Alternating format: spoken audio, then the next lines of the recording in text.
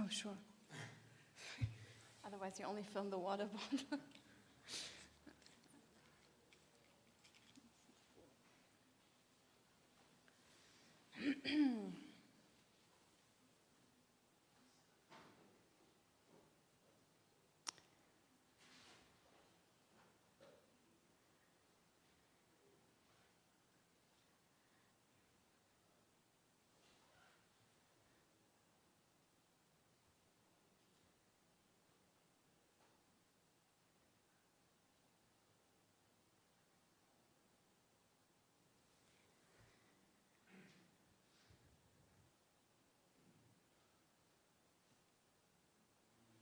Okay.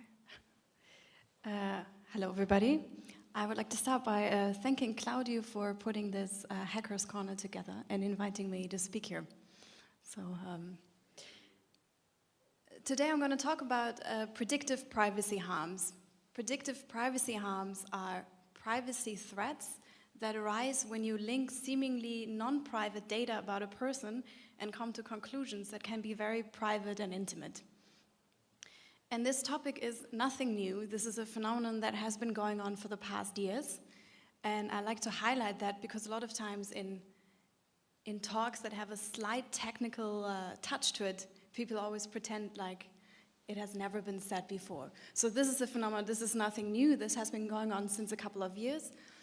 And how I understood the point of the Hackers Corner is twofold. So first of all, as journalists in the audience, as every citizen, you're affected by data collection and privacy invasion. But due to your work, you might be more vulnerable than the average citizen. But I also think there's a second way in which these topics are relevant for journalists, in that you are the ones who write the stories about how we understand these technologies. So a big part of my presentation will also be how we talk about this particular privacy threat and how we maybe should be talking about it.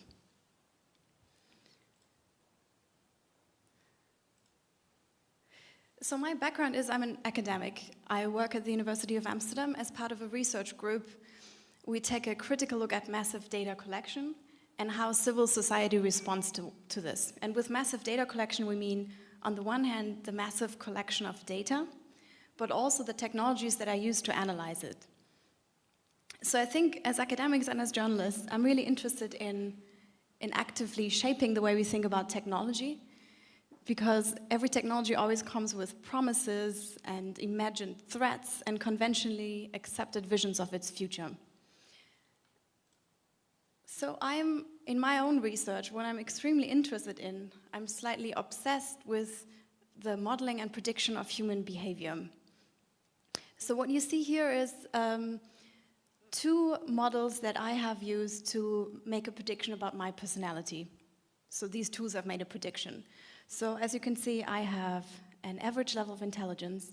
I'm very likely to be male, possibly homosexual, and exhibit a low score of narcissism. And what you see, this is the right side. What you see here, this is from an application called You Are What You Like by the University of Cambridge. What they did is they used over 4 million, they asked over 4 million Facebook users to fill out a survey, a very classical personality test, and at the same time donate all of their Facebook likes data to Cambridge. So they made a correlation to see which kind of personality types have what kind of Facebook likes. So what is important here is I have never submitted an intelligence test or a personality test to the University of Cambridge. At the same time, they come to these conclusions about me. What you see on the left side is a very different personality profile from a different application. It's called Crystal Nose, and I was very excited to discover this in 2004. This is a startup in the US, and they use, and I'm now quoting from their website, they use public data to understand how you can expect any given person to behave, how he or she wants to be spoken to, and what you can expect your relationship to be like. So this is marketed sort of as a tool to improve communication. If you don't know how to craft an email to a new coworker or to a job application, you just put their name in the search engine and they tell you what kind of people they are. So as you can see here, I'm apparently cautious, respectful to authority, sincere, people-oriented, will almost never get into a verbal argument, even when necessary. And what's so funny about this, I find this inaccurate, but also so random. And at second sight, it made me wonder, especially the analysis on the left, none of these words are negative, but if I applied, for example, for a job that requires leadership skills, those are not necessarily leadership skills. So this is a profile that could potentially be harmful to me, and I have zero idea what this is based on and how it has been made. There's a very long history of categorizing people into groups to determine what kind of personality they have, and a lot of this is bogus. Originally, personality testing was derived from physiology. So here you see the 4 tempers. I mentioned this example not because I'm a complete relativist. There are very scientifically sound models to determine a person's personality. But I think no matter, whenever you enforce a classification on a group of people, these classifications are always children of their own time. So there's always value flow inside, and it's no coincidence that in the 18th century you thought that from the shape of somebody's face you could determine the personality. And I also don't think it's a coincidence that we think that today we can do this based on data. But what I also want to say is the reason I've picked these 2 very different examples from the University of Cambridge and from the startup Crystal Nose is that both of them are wrong, but they're wrong for very different reasons. So the Cambridge study is scientifically rigorous, and there could be many different reasons. I cannot really say because I don't have access to the data. There could be many different reasons why they think I'm a gay man. I might have a very abnormal liking behavior. What I actually suspect is that they're in the process of reviewing the study. When they correlated personality profiles with likes, this is a couple of years ago, and I'm wondering maybe if people today like very different things. But in the other example, Crystal Nose, I also have absolutely no idea how they come to the conclusions they make. They're a lot less transparent than the Cambridge study, and I have my doubts how scientifically rigorous that is, because nobody tells me where the data is coming from. On their websites, they seriously say public data. And for example, I'm a multilingual user, and I wonder, how do they interpret my German online tweets? Is this just noise? Do they think I'm a crazy person who writes illegible things? You have no idea. And the reason why this one app is so opaque and the other one isn't is that the one is a business model. If they told you how exactly does they analyze their data, everybody could copy their business model.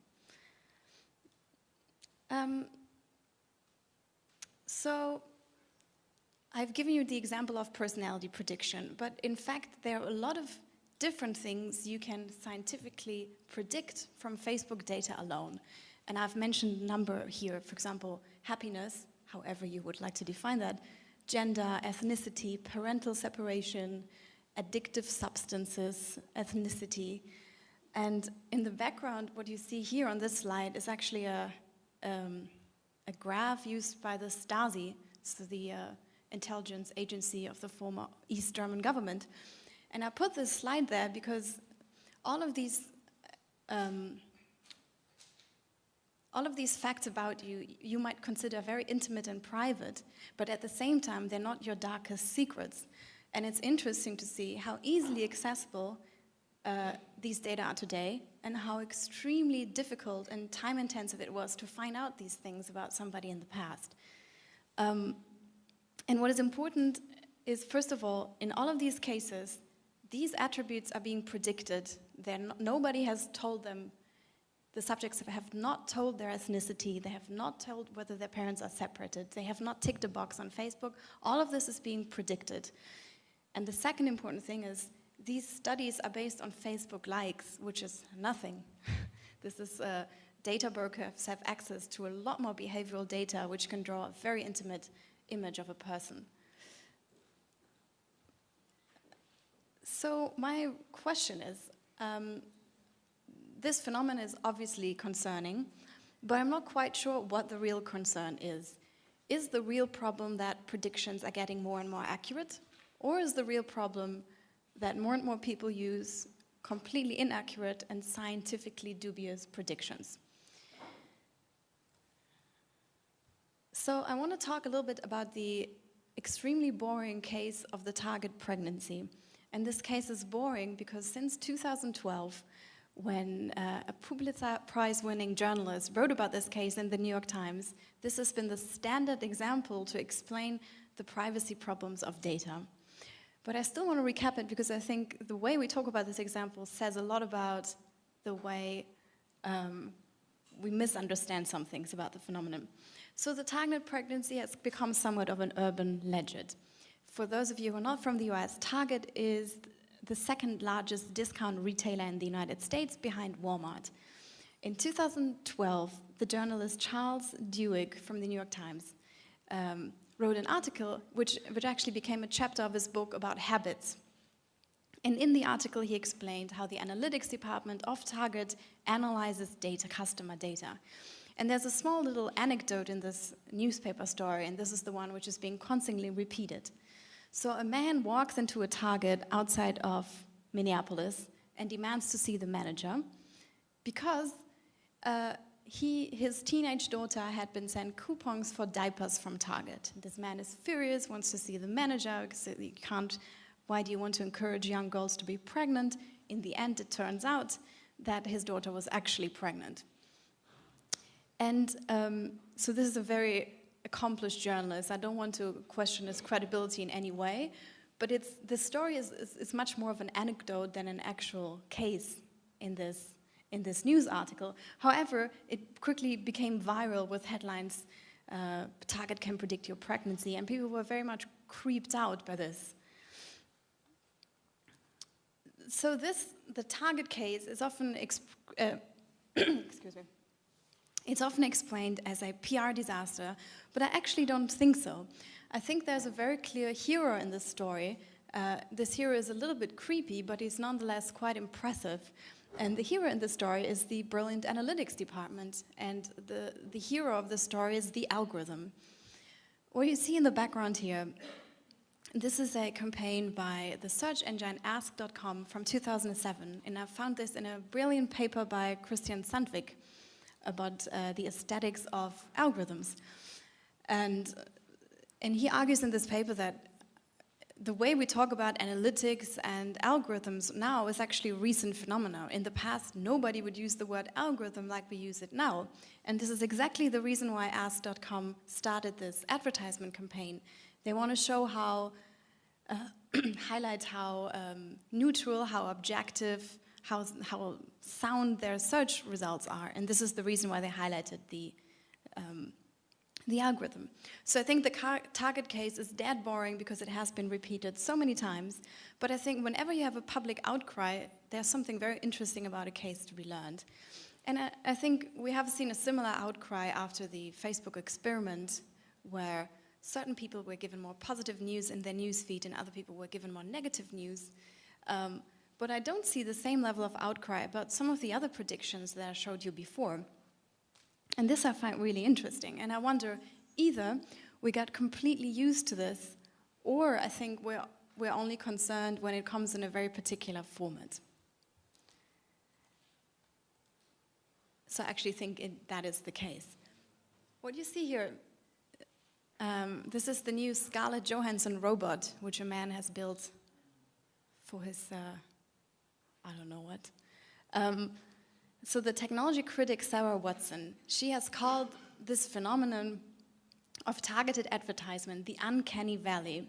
So the concept of the uncanny valley is originally from robotics, and it's a hypothesis that, you can see here, it's a hypothesis that we only find robotics creepy in very particular circumstances. For example, industrial robots are nothing like humans, we're not freaked out by them, but the more and more human-like they become, and the more and more unfamiliar they become, you can see this valley of the uncanny. That's the moment when we're scared of robotics, and you move a little bit to the right, you move a little bit to the left, and we're no longer freaked out. So robots which are very much like humans don't scare us, and robots who look very much like robots don't scare us. And what Sarah did, she applied this concept of robotics to targeted advertisement. And these are also, I had a blog some years ago to collect these very creepy Facebook ads which I see whenever I turn off my ad blocker. And I think my favorite one is here. No, this one is actually from a friend on the lower left side. It's like, do you have a vocation? So it's an advertisement to become a Catholic priest, date a soldier, and a gay magazine at the same time. This is so specific that you wonder, either the algorithm knows me more than I know myself, or it's completely ridiculously wrong, but you never really know. And the other ones you see, for example, those were for myself. Do you hate your job? Brain study on anxiety. Getting married in 2013. I did not, but I'm apparently in the age where I should get married. My all-time favorite is embarrassed by your toes. Which you feel like, do you think my toes are ugly? Where's this coming from? But this is exactly what Sarah means. It's deeply uncanny because we don't really understand where it's coming from. And I think this is one of the reasons why certain examples of predictions are being talked about and others are not. So what you see here, this is a great art project by the Dutch photographer Hans Eichelboom. And many of you might have seen this. This was a couple of years ago. This was all over the news. For 20 years, he has photographed people in cities and clustered them into groups. And should you ever get a hold of his book, I would encourage you to find yourself in it, because you will. I think I found somebody with like a trench coat and my shoes, and then there were 20 copies of myself. So I think we are a lot less, obviously, we are a lot less individual than we always claim and wish to be, but that also makes us very predictable. But I think what these photographies also show is that you don't need a lot of sophistication to make certain predictions about these people. There's another collection of photos where you have topless skateboarders, no, not skateboarders, because topless inline skaters in New York. All of these men are very muscular. It doesn't take rocket science for me to predict that most of them have a gym membership. And a fellow PhD student of mine at the University of Amsterdam, what he's doing, he spent the last years doing exploratory research on what he calls electoral geography. So he travels around the Netherlands and he tries to predict what people are going to vote based on their neighborhood, houses, interior design, and the gardens people live in. And I'm just saying this, that you don't necessarily need a lot of online data in order to make these predictions.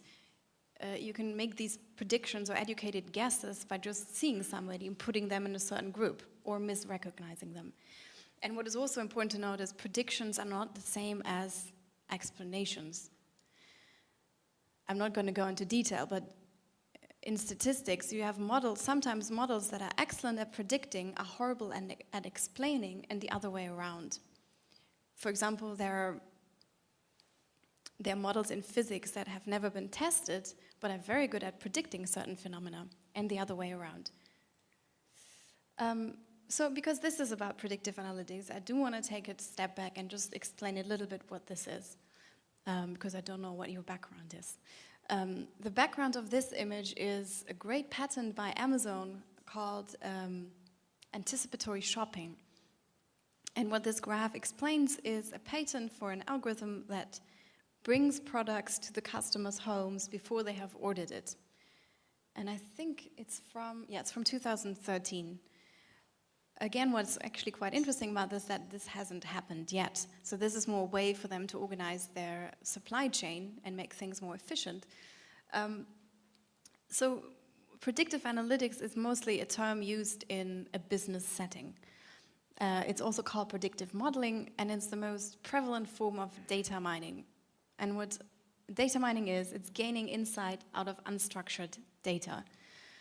So predictive models, they take data where you're interested in a certain variable, such as what is somebody going to like, going to vote or going to like, what kind of sexuality do they have, and develop a model that explains this for instances where you don't have the data.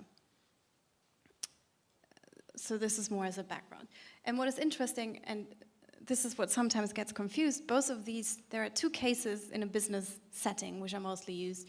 You either have classification, you classify somebody as homosexual, not homosexual, male, not male, likely to vote for me, not likely to vote for me, and predictions, sort of like how much is somebody going to spend on something. But both of these are predictions.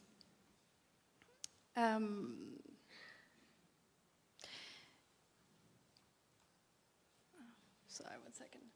And what is interesting about this, so the important thing is, even though you can, when you see somebody on the street, it's very easy to put them into certain boxes and make very simplistic predictions about them. The difference in predictive analytics is that you can learn answers about an individual without asking questions to the individual. Methods can be tested in real time and continuously tweaked. And oftentimes they require access to data that are proprietary, so that they are owned by certain companies, using methods that are also owned by companies. So the entire process is entirely unpredictable. So the title of this presentation was called Predictive Privacy Harms.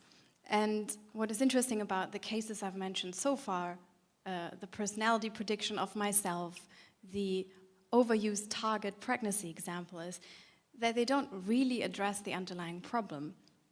And I really like this one concept, it's called predictive privacy harms, that has been developed by Kate Crawford.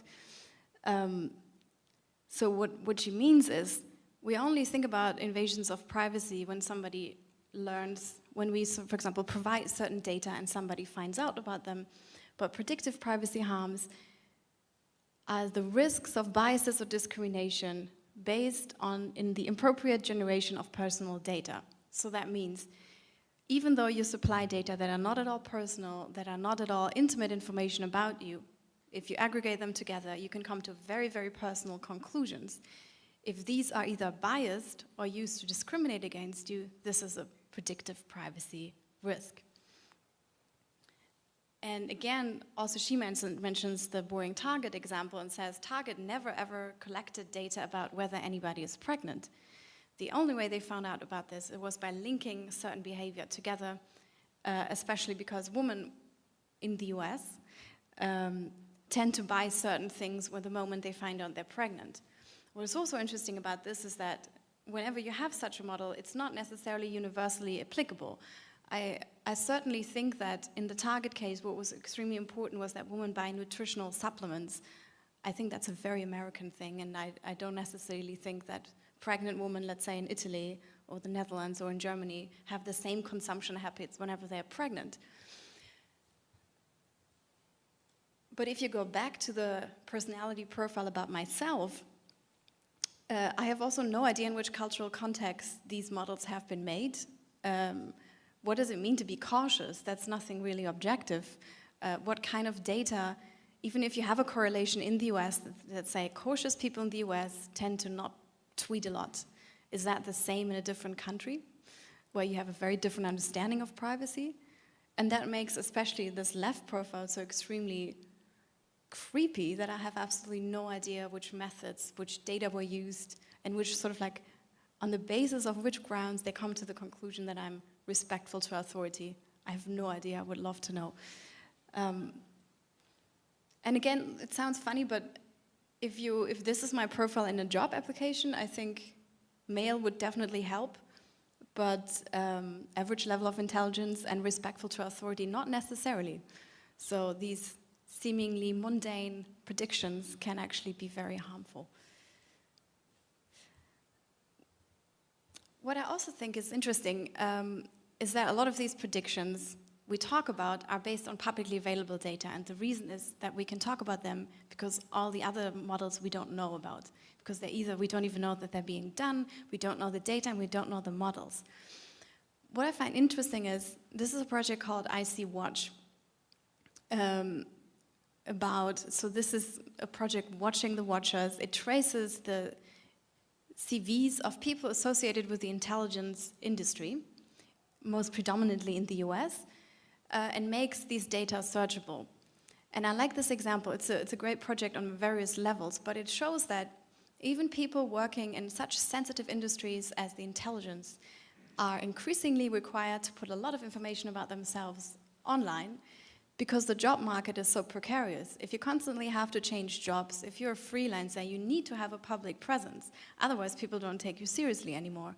But that means you have to share a lot of information about you that can be used to make a precise model of your personality. So I think it's important to not think about this as a choice of being able or not of sort of like people who are naive and share all these information about themselves. People don't necessarily share very personal information, even though in these cases they oftentimes do. But these data alone can be used to make very intimate personality profiles.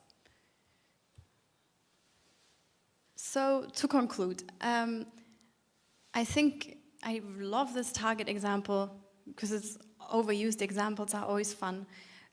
But I think it's extremely misleading, and it shows that the way we talk about these examples only highlight very particular cases.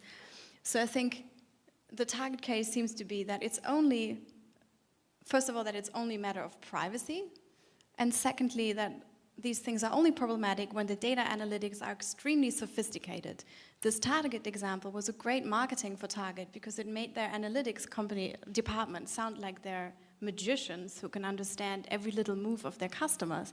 But that's not necessarily the case, but the problem is that that doesn't make it any better. So I think the Target example shows we're creeped out by the wrong thing. Even more accurate, so we're creeped out by the wrong thing. We're creeped out by ever more accurate predictions. We're creeped out by secret corporate or government programs, and oftentimes we're rightfully so. Like, these programs do happen, but this is not the only problem. So I think what these cases show is open data about yourself, seemingly mundane things like when you log into Twitter, how often you tweet, who your friends are. All of us share these information, can be used to make a very personal profile of your personality. At the same time, the second problem is closed data, because as much as you can do with publicly available data, this only shows you how much you can do with proprietary data. If you can predict so many things from Facebook likes, you can only dream of what Facebook can predict with all the other data they have when you log in, your IP addresses, when you travel, etc. And the third problem that's also not really addressed in this overused example is that discrimination and biases become a problem when the analysis itself is opaque. So when we don't understand, like in the example of Crystal Nose, I have no idea how on earth I have been classified as careful. That's the problem.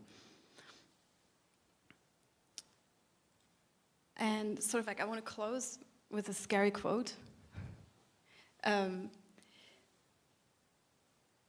All of this is about predicting behavior, and the reason why I find it so important to actually study this in more depth and really understand what are the underlying theories of behavior prediction is because this has become one of the most important and dominant practice in businesses. And this is a quote from Shoshana Zuboff, who wrote a book on surveillance capitalism, that she says the entire aim of today's capitalism is to predict and modify human behavior. And the examples I've given you, they're all from commercial sectors where you want to modify people's behavior in order to buy things. But it becomes a lot more political when you want to predict people's behavior in order to modify it for political ends. And with this, I would like to open to questions or remarks.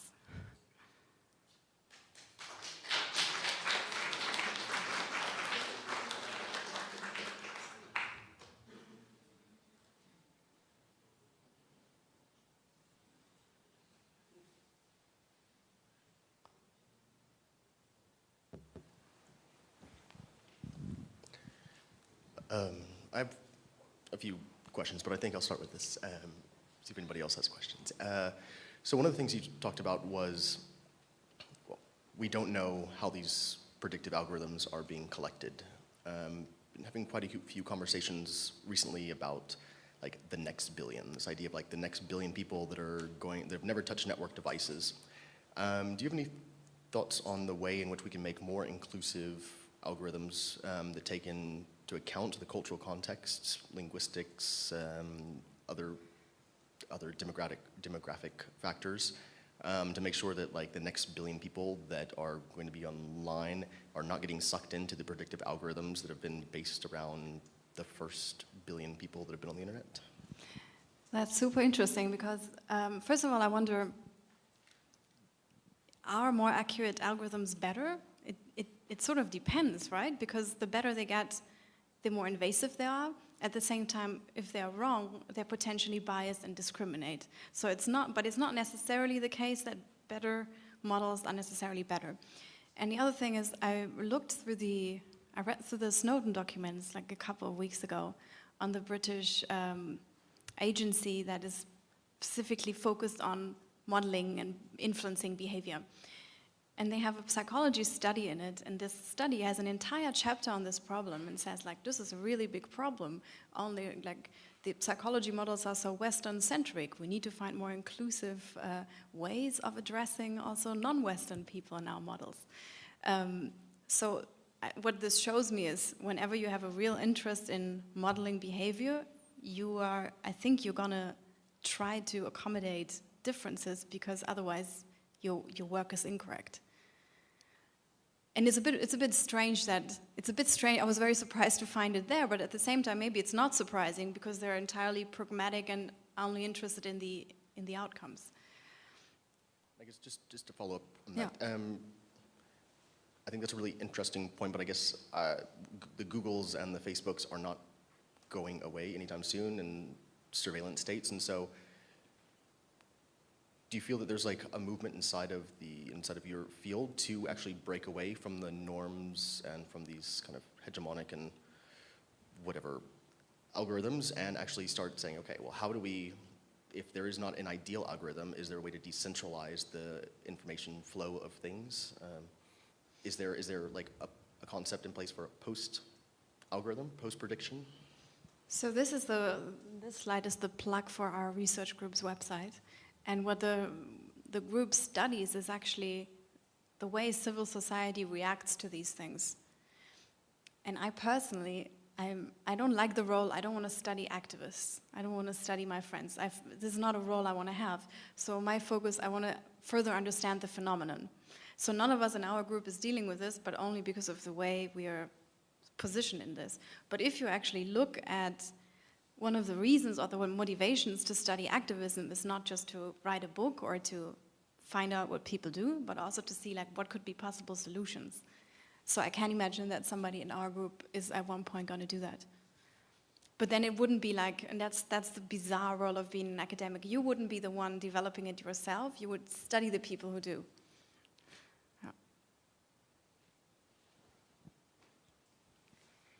Thank you for your presentation. It was very interesting.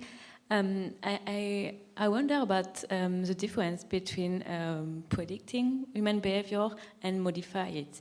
For instance, when Amazon suggests us a product because they predicted we can be interested in this product, and then we buy it because it suggests it. So, is it considered as a bias, like to modify a human behavior? Or is it a part of, and is it the aim as well of the predictive algorithm? That's super interesting, because that's exactly what I want to study. Because I think there's a difference between predicting natural events and predicting society or individuals. When you predict the weather doesn't care whether you predicted it or not. When you predict a person's behavior and you tell them about it, they're very likely going to change as a result. And it doesn't matter whether your prediction has been correct or not. If I tell you that we're all going to die tomorrow, hopefully you not, but some people might actually change their behavior regardless, and then might even come to the conclusion, we prevented it. We prevented it because now or I say there's a terrorist attack tomorrow, and then people do things and they say, we prevented the terrorist attack. But nobody, in retrospect, you can never prove whether it would have happened anyways or not. But I think the only goal of commercial prediction, and it's not prediction, it's more like statistical modeling. The goal is always to change behavior. Why would you predict? You don't want to know what customers do. You want to know what customers do when, in order to intervene and make them buy your things. So it's not a contradiction. I think it's the ultimate point. Thanks.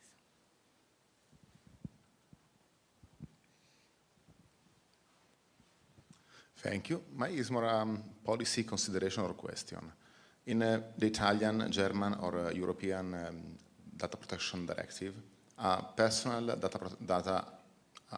data is data that can identify you also indirectly. But what you show is that many data that are apparently meaningless through the technology can be relinked to you. So I can identify you based on apparently meaningless data, but this ability depends on my technology, do not depend on the data I've collected. This means that maybe Google or Facebook or some other big data company is able to detect personal data about us, and they have to be accountable for it, but we cannot know, because this depends on the technology that we have not access to. So this concept of predictive privacy harm, the paper this is written in a US context, but the reason for writing this paper, I think Kate Crawford wrote this together with Schultz, who's a lawyer, was to find a solution to this problem. And their solution is procedural due process, which is a very American thing in the American legal system, but it's sort of like the right to know the process of the predictive process, where did this data came from, which model was used, etc., in order to find out and correct if they make wrong conclusions about you. But I'm not a lawyer, and I'm not completely on top of things that are happening on the European level, but I'm sure they do think about this. But that's the challenge, because at least if you predict data about, sort of like, if you predict data from other data, this is usually not regulated.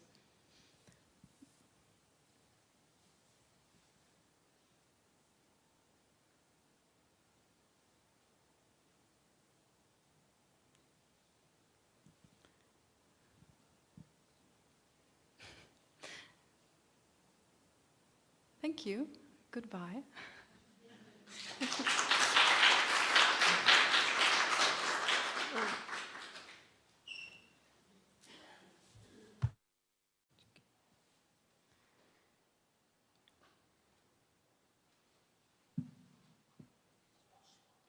Oh, sure. Otherwise, you only film the water bottle.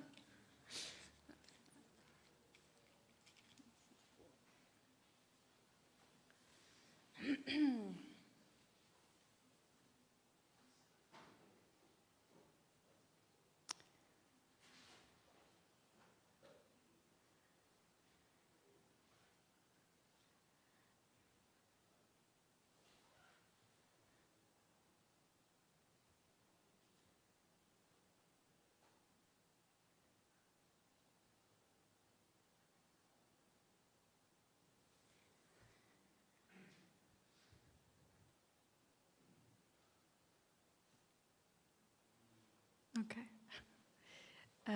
Hello, everybody. I would like to start by thanking Claudio for putting this Hackers Corner together and inviting me to speak here. So today I'm going to talk about predictive privacy harms.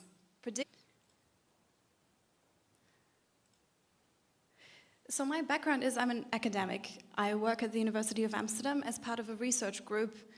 We take a critical look at massive data collection and how civil society responds to this. And with massive data collection, we mean, on the one hand, the massive collection of data, but also the technologies that are used to analyze it. So I think as academics and as journalists, I'm really interested in actively shaping the way we think about technology, because every technology always comes with promises and imagined threats and conventionally accepted visions of its future. So in my own research, what I'm extremely interested in, I'm slightly obsessed with the modeling and prediction of human behavior. So what you see here is two models that I have used to make a prediction about my personality. So these tools have made a prediction. So as you can see, I have an average level of intelligence. I'm very likely to be male, possibly homosexual, and exhibit a low score of narcissism. And what you see, this is the right side. What you see here, this is from an application called You Are What You Like by the University of Cambridge. What they did is they used over 4 million, they asked over 4 million Facebook users to fill out a survey, a very classical personality test, and at the same time donate all of their Facebook likes data to Cambridge. So they made a correlation to see which kind of personality types have what kind of Facebook likes. So what is important here is I have never submitted an intelligence test or a personality test to the University of Cambridge. At the same time, they come to these conclusions about me. What you see on the left side is a very different personality profile from a different application. It's called Crystal Nose, and I was very excited to discover this in 2004. This is a startup in the US, and they use, and I'm now quoting from their website, they use public data to understand how you can expect any given person to behave, how he or she wants to be spoken to, and what you can expect your relationship to be like. So this is marketed sort of as a tool to improve communication. Predictive privacy harms are privacy threats that arise when you link seemingly non-private data about a person and come to conclusions that can be very private and intimate. And this topic is nothing new. This is a phenomenon that has been going on for the past years.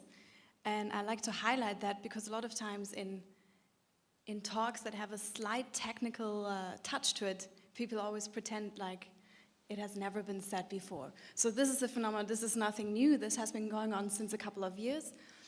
And how I understood the point of the Hacker's Corner is twofold. So first of all, as journalists in the audience, as every citizen, you're affected by data collection and privacy invasion. But due to your work, you might be more vulnerable than the average citizen. But I also think there's a second way in which these topics are relevant for journalists, in that you are the ones who write the stories about how we understand these technologies.